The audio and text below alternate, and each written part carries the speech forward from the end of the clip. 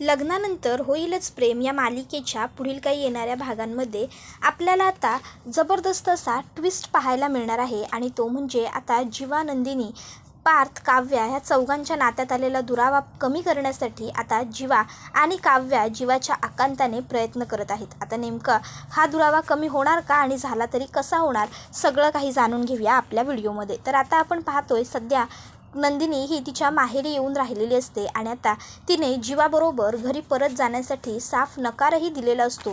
पण जीवाने सुद्धा ठरवलेलं असतं की नंदिनीला काहीही झालं तरी मी माझ्याबरोबर घरी घेऊन जाणारच, मी नंदिनीला घेतल्याशिवाय इकडनं एकटा घरी जाणारच नाही आहे. तर नंदिनी हिने सुद्धा ठरवलं आहे की जीवाने काहीही केलं, अगदी काहीही, तरी मी सुद्धा जीवाबरोबर घरी जाणार नाही आहे आणि त्यामुळे आता नंदिनी ही सुद्धा जीवाचं काही ऐकून घ्यायला तयार नसते. आता नंदिनीला खिडकीतून दिसतं, नंदिनी बघत असते की जीवा काय करतोय.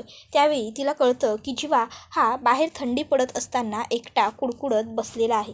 आता नंदिनीला जीवाबद्दल कितीही राग वगैरे आलेला असला तरीसुद्धा नंदिनीचं जीवावरती खरं प्रेम आहे आणि त्यामुळे आता तिला जीवाबद्दल वाईटही वाटत असतं, तिला जीवाची काळजीही वाटत असते. पण अर्थात नंदिनीला ती काळजी, ते प्रेम सगळं व्यक्त करायचं नसतं. ही गोष्ट जीवाला कळत असते. पण जीवासुद्धा आता म्हणत असतो की नंदिनी, तू तुझं प्रेम किती वेळ असं दडवून ठेवतेस ना, ते मला सुद्धा बघायचं आहे. मला खात्री आहे की तू फार काळ मला त्रासात नाही बघू शकत. तर आता जीवाकडे त्याची सासू येते आणि आता ती त्याला म्हणायला लागते की जावई बापू, अहो किती वेळ तुम्ही असे थंडीत कुडकुडणार आहात, त्यापेक्षा तुम्ही आतमध्ये या. त्यावर जीवा म्हणतो, नाही, नंदिनीने सांगितलं आहे ना काकू, मी आतमध्ये नाही यायचं, तर माझी काहीच हरकत नाही आहे, मी नाही येणार आत. आणि नंदिनीसाठी थंडीच काय, मी काहीही सहन करू शकतो. ती त्याला ब्लँकेट देऊ करते, पण जीवा म्हणतो मला काहीच नको आहे, मला फक्त नंदिनी हवी आहे, मी तिला परत घेऊन जायला आलो. तर आता हे सगळं नंदिनी वरतून बघत असते. नंदिनी आता मनात म्हणत असते, इतकं काय हा हट्टीपणा, आई देत होती ना चांगलं ब्लँकेट, मग घ्यायचं होतं की गुपचूप. ब्लँकेट घेतलं असतं तर काहीच बिघडलं असतं यांचं. पण नाही, स्वतःचा हट्ट पूर्ण नाही केला तर ते जीवा कसे ना. प्रत्येक गोष्टीत यांना स्वतःचा हट्ट, स्वतःचा इगो मोठा करायचा असतो. काही गरज होती का? आता जर ब्लँकेट घेतलं असतं तर काय फरक पडला असता. पण जाऊ देत ना, मी कशाला एवढा विचार करते. जीवा, तुम्हाला वाटत असेल की यावेळीसुद्धा तुम्ही काहीतरी हे असे छोटे मोठे स्टंट्स करून माझं मन जिंकाल, तर नाही या, असं अजिबातच यावेळी होणार नाही आहे. तुम्ही माझं मन जिंकूच शकत नाही, कारण मुळात तुम्ही मला खूप दुखावलं आहे, हर्ट केलं आहे तुम्ही मला. आणि तुम्ही जर मला हर्ट केलं आहे तर मी सुद्धा तुम्हाला माफ नाही करणार आहे. कळू देत तुम्हाला, खोटं बोलल्यावर किती त्रास होतो ते, खोटं बोलल्यावर समोरच्याला किती वाईट वाटू शकतं, दुःख होऊ शकतं, हे तुम्हाला कळण्याची गरज आहे जीवा. आणि म्हणून मी तुमच्याबरोबर असं वाईट वागणार आहे. मी नाही येणार तुमच्याबरोबर घरी परत. नंदिनीकडे तिची आई तिला समजवायला येते की नंदिनी बाळा, अगं असं किती दिवस तू इथेच राहणार आहेस आणि असं किती दिवस जावई बापू तरी रोज तुझ्यासाठी इथे येणार आहेत. नंदिनी म्हणते, आई हे बघ, काहीही असलं तरी सध्या तरी मला जीवांबरोबर जायचं नाही आहे आणि प्लीज तुम्ही कुणीही मला जबरदस्ती करू नका, नाहीतर मी इथेसुद्धा राहणार नाही, मी इथनंसुद्धा निघून जाईल. मला माझा निर्णय घेऊ दे. आत्तापर्यंत कधीही मी कुठलाही चुकीचा निर्णय घेतलेला नाही आहे, तुलासुद्धा चांगलं माहिती आहे आणि बाबांनासुद्धा. त्यामुळे प्लीज आता ही माझ्यावरती जबरदस्ती तुम्ही दोघांनी करू नका. मी जे काही करेन ते योग्य आणि सगळ्यांच्या हिताचंच असेल, याच्यावरती तुमचा विश्वास आहे ना. त्यावर आई बाबा म्हणतात, हो गं बाळा, तुझ्यावर पूर्ण विश्वास आहे. नंदिनी म्हणते, मग झालं तर, मग तुम्ही काळजी सोडून द्या, मी जे काही करते ते बरोबर आहे, एवढं फक्त लक्षात ठेवा. त्यानंतर मग आता नंदिनी ही मनात म्हणत असते, जीवा, तुम्ही चूक केली आहे आणि त्याची शिक्षा ही तुम्हाला मिळायलाच हवी. मी नाही येणार आहे तुमच्याबरोबर, तुम्ही काहीही करा, अगदी काहीही केलं ना तुम्ही तरी मला फरक पडत नाही. थंडीत कुडकुडताय याचं दुःख वाटतंय, पण म्हणून मी स्वतः खाली येईन किंवा तुम्हाला वरती घरात बोलवेन असं जर तुम्हाला वाटत असेल ना, तर मी तसं काही एक करणार नाही आहे. समजलं तुम्हाला. त्यानंतर मग आता जीवा इथे थंडीत खाली बसून नंदिनीचा विचार करत असतो, जेणेकरून त्याच्या मनात नंदिनी सगळीकडे असेल तर थंडी त्याला कमी लागेल. आणि मग जीवाला आता नंदिनीचे आणि त्याचे काही सुंदर क्षण आठवू लागतात. त्याला आठवत असतं की जेव्हा नंदिनी ही म्हणजे आजारी होती तेव्हा त्याने तिची किती छान काळजी घेतली होती, किती छान त्या दोघांमधला बॉन्ड होता. त्याला काहीही दुःख झालं, त्याला कसलाही आनंद झाला की कसं तो सगळ्यात आधी येऊन नंदिनीकडे शेअर करायचा. ह्या सर्व गोष्टींमध्ये जीवा आता पूर्णपणे हरवून गेलेला असतो, तो व्यस्त झालेला असतो या सर्व जुन्या आठवणींमध्ये. तर आता इकडे जीवा हा विचार करत असतो की खरंच किती छान दिवस होते ते. गेलेत ते दिवस, उरल्यात त्या फक्त आठवणी. पण नाही या जीवा, तू हार नाही मानायचीस. आठवणी उरल्या असल्या तरीसुद्धा आता आठवणींना तू पुन्हा नव्याने उजाळा द्यायचा आहेस आणि पुन्हा नंदिनीला तुझ्या आयुष्यात आणायचं आहेस. उरल्यात त्या आठवणी हे असं बोलून चालणार नाही. उरलेल्या आठवणींना आता पुन्हा नव्याने जिवंत करावं लागणार आहे तुला. आणि मला खात्री आहे तुझ्यावर की हे तू करूच शकतोस आणि हे तूच करू शकतोस. तुझ्या व्यतिरिक्त हे दुसरं कोणाला जमणारही नाही. आपलं प्रेम कसं मिळवायचं हे तुला बरोबर माहिती आहे. तुला काहीही शिकवण्याची सांगण्याची गरज नाही आहे. त्यामुळे मला खात्री आहे तू तुझं प्रेम नक्की मिळवणार. तू नंदिनीला परत तुझ्या आयुष्यात घेऊन येणार. यासाठी तुला कितीही एफर्ट्स घ्यावे लागले ना जीवा, तरीही घे. कारण नंदिनी इतकी चांगली आणि नंदिनी इतकी प्युअर हार्टेड मुलगी तुला पुन्हा मिळणं शक्य नाही. आणि जरी मिळाली तरी मला माझीच नंदिनी हवी आहे. That's it. नंदिनीशिवाय माझं आयुष्य, माझं जगणं सगळं काहीच अगदी अपूर्ण आहे. त्यामुळे नंदिनी माझ्या आयुष्यात हवीच असं इकडे जीवा विचार करत असतो.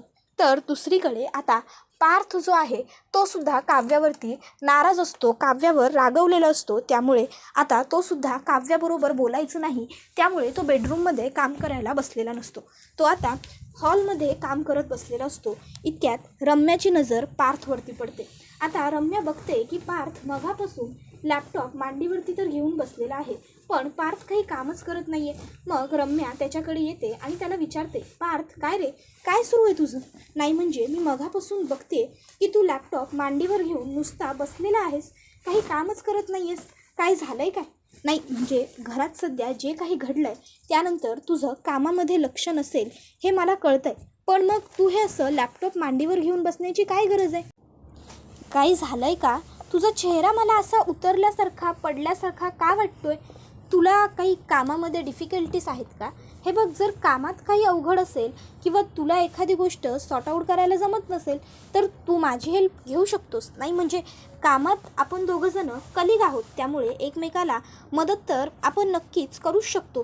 तर जर काही कामाची अडचण झाली असेल तर तू माझ्याशी शेअर कर, मी तुझी मदत करते.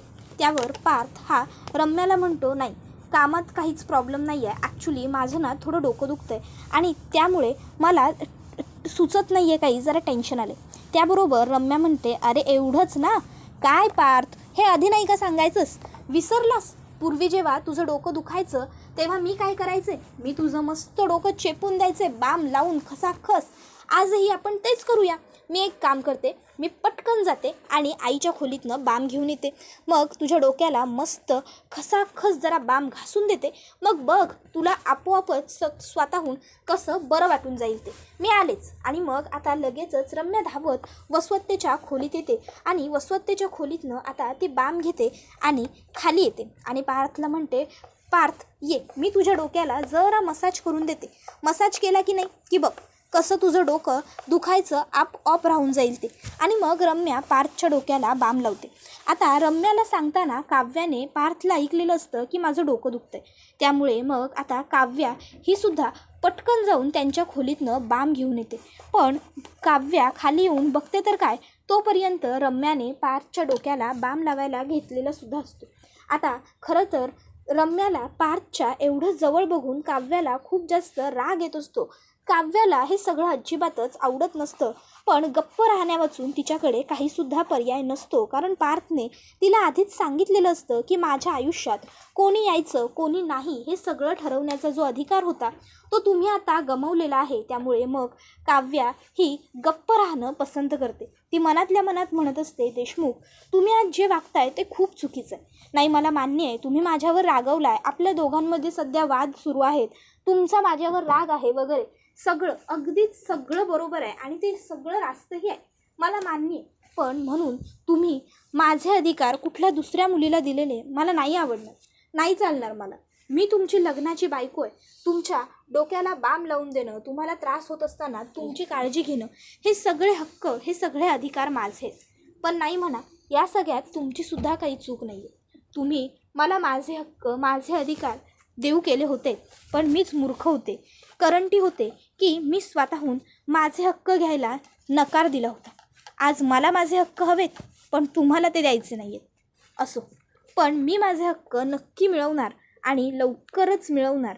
रम्याला मी फार काळ तुमच्या मागे पुढे असं करूच देणार नाही आहे. बघालच तुम्ही, लवकरच पुन्हा तुम्ही मला स्वतःहून स्वीकाराल असं आता काव्या मनात म्हणते. आणि मग काव्या गिवअप करायचं नाही आहेस असं ती स्वतःला सांगते आणि म्हणते असो.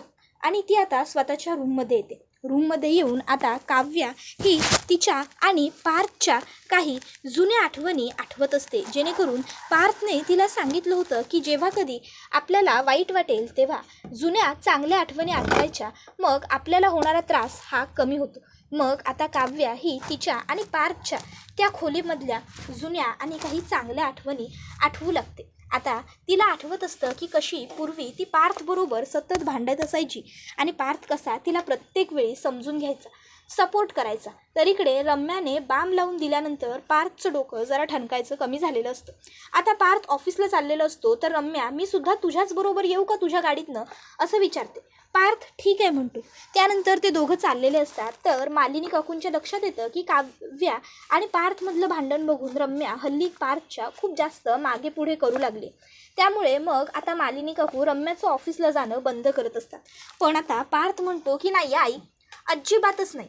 ऑफिसमध्ये रम्याची खूप गरज आहे आणि मुळात रम्या ऑफिसमध्ये काम करायला येते आणि तिचं कॅलेबर आहे म्हणून तिला ऑफिसमध्ये आपल्या काम करण्याची आपण संधी दिलेली आहे, ना की ती आपल्या घरातली आहे म्हणून.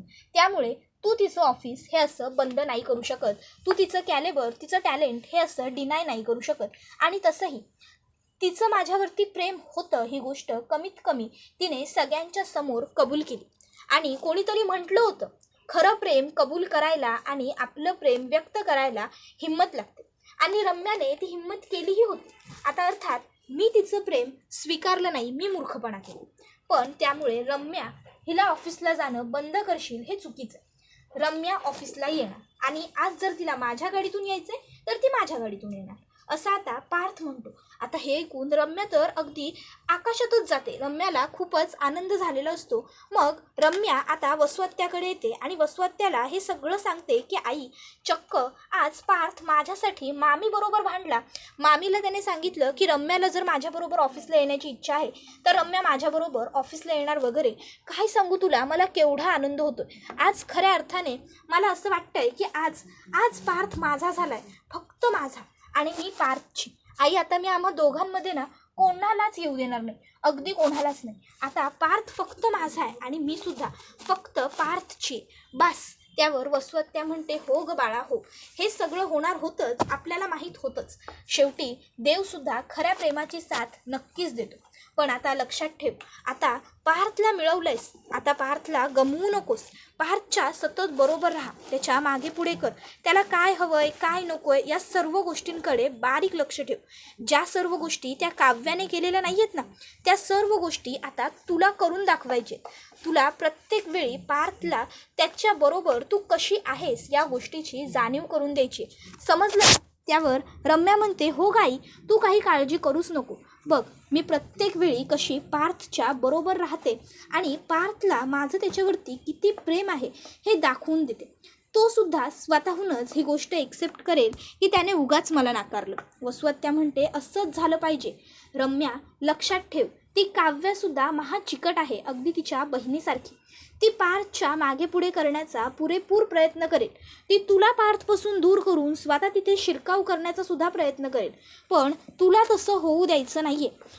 ती जर पार्थच्या जवळ येत असेल ना तर तू ताबडतोब तिला हिसकाव आणि मागे कर, कळलं ना? त्याबरोबर पुढे वसवत्त्या म्हणते, काय म्हणते ती काव्या?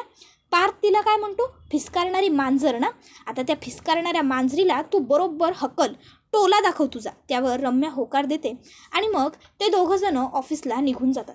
आता रम्या पार्थबरोबर ऑफिसला गेलेली असते. ही गोष्टसुद्धा काव्याला पटलेली नसते, आवडलेली नसते. पण गप्प राहण्यावाचून तिच्याकडे दुसरा काहीही पर्याय नसतो. त्यामुळे मग बिचारी काव्या ही गप्प बसते. काव्या आता देवाकडे प्रार्थना करत असते की बाप्पा, हे सगळं लवकर बंद होऊ दे. तुला खरं काय आहे हे माहिती आहे. माझं जीवावर प्रेम होतं, पण पूर्वी. आता तसं आमच्या दोघांमध्ये काहीही नाही आहे. जीवा माझ्या बहिणीचा नवरा आहे आणि मी ही गोष्ट स्वीकारली आहे आणि जीवाने सुद्धा ही गोष्ट स्वीकारली आहे की तो नंदिनीताईचा जोडीदार आहे. आणि आता आम्हा दोघांमध्ये तसं काहीही नाही आहे हे तुलासुद्धा चांगलं माहिती आहे. मग तरीही देशमुख माझ्याबरोबर हे जे काही वाईट वागतायत ते सगळं देशमुखांनी वागण्याचं बंद करू देत आणि मी आणि देशमुख आम्ही दोघंजणं पुन्हा नव्याने एकत्र येऊ देत. माझ्या पाठीशी राहा, माझी मदत कर देवा. मला देशमुखांना पुन्हा नव्याने जिंकायचं आहे, पण त्यासाठी मला तुझ्या सहाय्याची गरज आहे. रम्या कितीही मागे पुढे करू देत देशमुखांच्या, पण तरीही ते फक्त माझे आहेत आणि माझेच राहतील. ही गोष्ट त्यांच्याही लक्षात लवकर येऊ दे आणि त्या रम्याच्या तर लक्षात देवा चांगली ही गोष्ट आलीच पाहिजे. असा काहीतरी चमत्कार घडव की देशमुखांना माझं सगळं म्हणणं पटेल आणि देशमुखांना हेही पटेल की त्यांच्याशिवाय माझ्यासाठी दुसरं कोणीही महत्त्वाचं नाही आहे. मी माझा भूतकाळ कधीच पुसून टाकला आहे, हे आता मला त्यांना पटवून द्यायचं आहे आणि यासाठी माझी मदत कर. आता काव्या ही विचार करत असते की काय बरं मला करता येईल आणि कसं खरोखर मला पार्थला हे सगळं पटवून देता येईल. काव्या ह्या सगळ्या विचारांमध्ये आता हरवलेली असते. तर दुसरीकडे ऑफिसमध्ये गेलेली रम्या आता पार्थला काव्याबद्दल भडकवत असते. ती पार्थला सांगत असते की पार्थ, अरे मुळात कधी ती काव्या तुझ्या लायक नव्हतीच. तूच उगाच काव्यावरती प्रेम करण्यात स्वतःचा वेळ वाया घालवलास. चूक तुझी आहे. बघितलंस ना, प्रत्येक वेळी ती तुला कशी झिडकारत होती, प्रत्येक वेळीस ती तुला कशी नाकारत होती. खरं तर त्या सर्व गोष्टीतून तुला कळून जायला हवं होतं की मुळात ती मुलगी तुझ्या लायक नाही आहे. त्यावर पार्थ म्हणतो, रम्या प्लीज लिमिटमध्ये राहा.